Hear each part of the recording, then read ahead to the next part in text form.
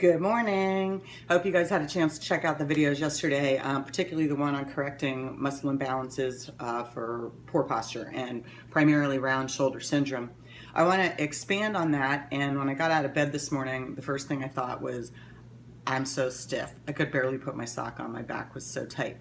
So it's really important that we are stretching, and I know personally I don't do that nearly enough. So I'm going to do a little segment separate from this today on just stretches, but this is to address the round shoulder syndrome and the forward head that many of us start to get as we age. And it's not unlikely for me to see somebody walking down the street, an older person, and they look like this. And I personally don't want to be that person. And that's muscle imbalance for the most part.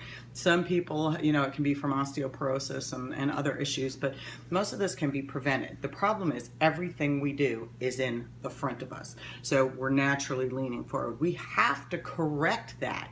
So for example, every one chest exercise should be followed by 3 back exercises, because we're not ever doing anything back here.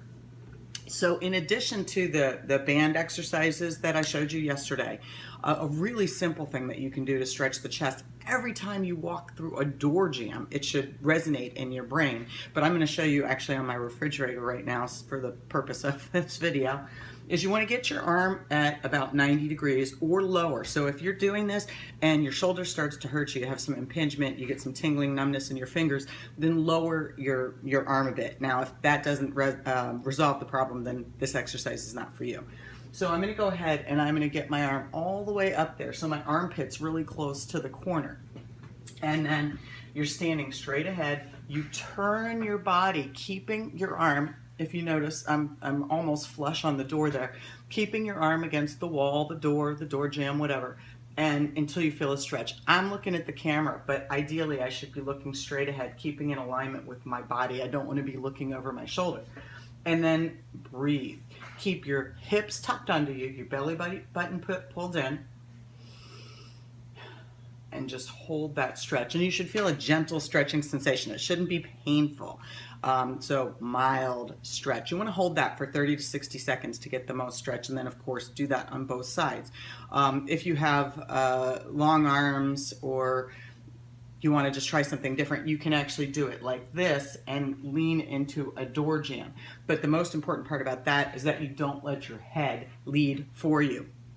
And so one of the things that we can do to correct that, if you look in the mirror and you can notice this curve right here, or somebody brings that to your attention, is we have to bring the head back into alignment. So a really simple way you can do that, one, is to just do what I call the chicken and just bring your head back in and relax. The other is, if you're sitting in the car, use your headrest. When you're sitting in traffic, when you're at a stoplight or a stop sign for that matter, you can get 1 or 2 in, and just gently push back against the car seat headrest. Do not tilt your chin down. Do not tilt it up. It's got to be neutral.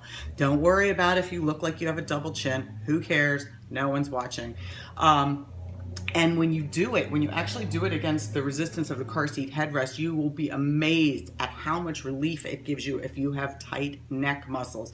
It feels amazing. So you want to do that as many times as you can, but hold it for 3 to 5 seconds and then relax and repeat. Now, if you have high blood pressure, it's really important to know that isometrics, which is without weight when you're doing an exercise and applying resistance, that can actually raise your blood pressure, because most people hold their breath when they do it. So one, make sure you're breathing in and out, but better off just hold it for a second and then release. So you've got your door stretch and you've got your chicken or your car seat headrest exercise. Add those to your collection. Start doing them every day. Guarantee you're going to look different. You're going to feel different. So give me a few minutes and I'm going to go through a whole bunch of body stretches. Talk soon.